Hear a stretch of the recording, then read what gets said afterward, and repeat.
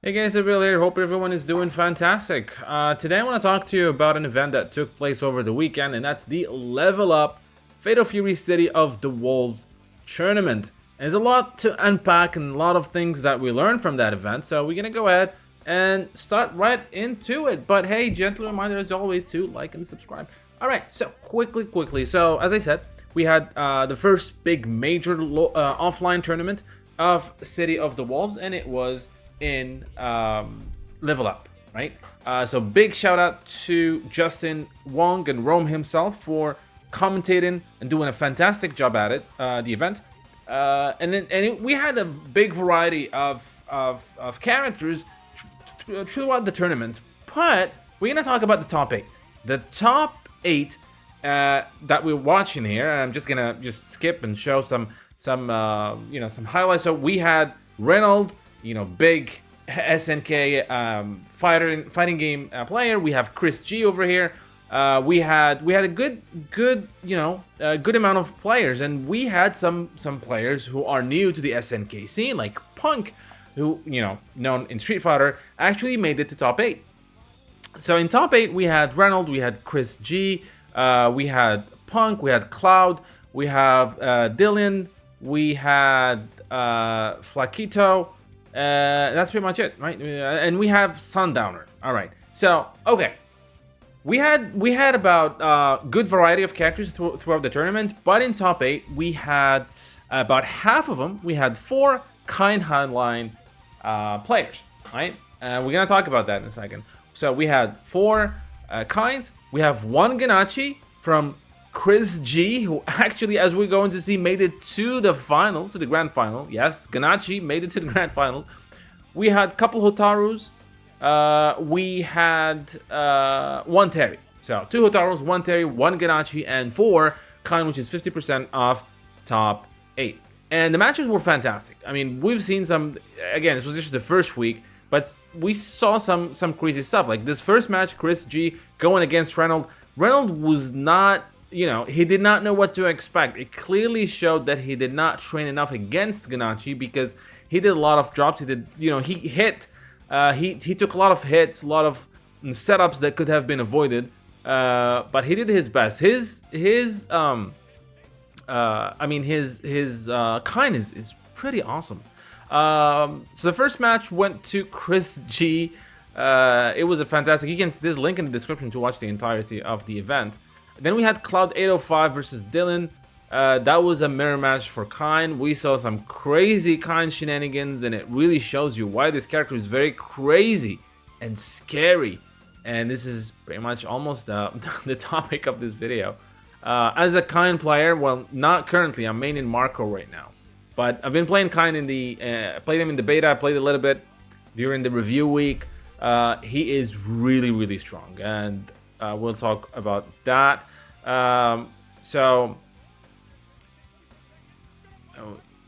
Just look at that pressure, and he is a goner. Dylan won that second match. Again, fantastic tournament. And this is just the beginning. This is going to be crazy. Then we had Punk with, this was on the winner side, and he fought Flaquito. It was a Hotaru mirror match. Hotaru is another very strong character, as we saw. This ended up, Punk lost and was sent to the loser side, but he didn't. Then we had Nicer going against Sundowner, and this is the only Terry that we had in this tournament, but didn't last long, unfortunately. It was on the loser side, and he didn't make it. And that was pretty much it for Nacer. But it was a good Terry showcase. He did really well in the pools, in the top 16, and making it to top 18, to top 8, sorry, which was pretty awesome. Reynolds against Spunk in the losers. Reynolds ended up winning. It's clear that Punk hasn't spent the time with the game yet. You can see that, and I'm thinking, and even you can feel he's there just to have fun. He hasn't put his teeth in the on the game yet. I can feel that. I can feel that's just the beginning. Maybe we're gonna see. And again, this is the cool thing about City of the Wolves. It's the slate is clean, right? Anybody could come in from other games, and hopefully you're gonna see that. So the tournament, as I said, was pretty awesome. A lot of kind mirror matches, right? Like Sundowner against Dylan here. In the end, Reynolds against Chris G in the losers final.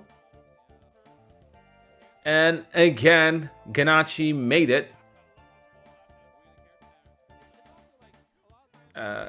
Reynolds changed to like a counter pick at the end using Kevin, but at the end this is what happened. So Chris G won 3-0 and went to the grand finals against Cloud 805, and that gives us Chris G's Ganachi in the grand finals. It was a great match. They went like neck and neck, 2-2, and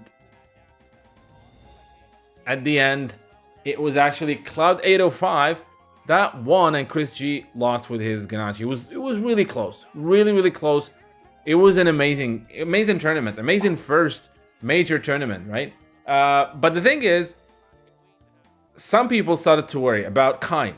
Is he too strong? Right now, if you look at the, like we talked a little bit about the Marn tier list, right? And I said I don't agree with all of it. Frionel did another one, which I'm gonna do a video about tomorrow. But the general consensus is Kine is top tier right now.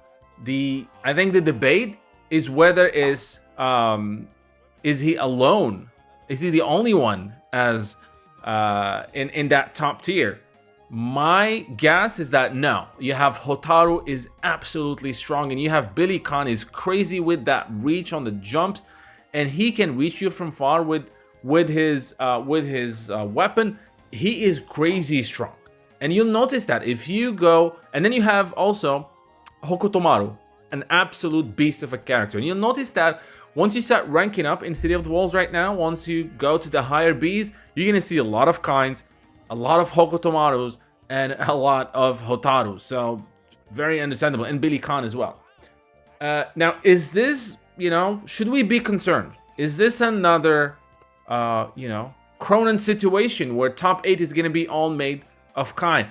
I don't think so. I think the reason we saw that in this first tournament is because it is the first week and people are there to win. So automatically they're going to go and pick up the strong characters that are easy to pick up and easy to learn quickly, level up, pun intended, to be able to make it to, against the competition. I think that's why we're seeing, half of them more Kine.